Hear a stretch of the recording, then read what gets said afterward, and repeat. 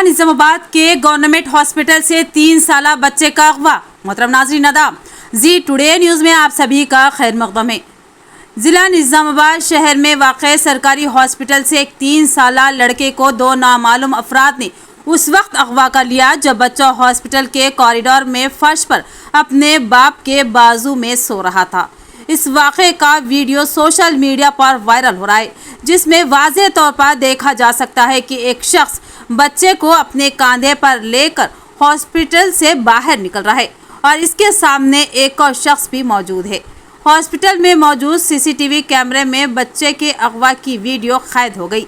बताया गया है कि हॉस्पिटल में ज़िला निजामाबाद से ताल्लुक़ रखने वाली एक खातून डिलीवरी के लिए आई थी।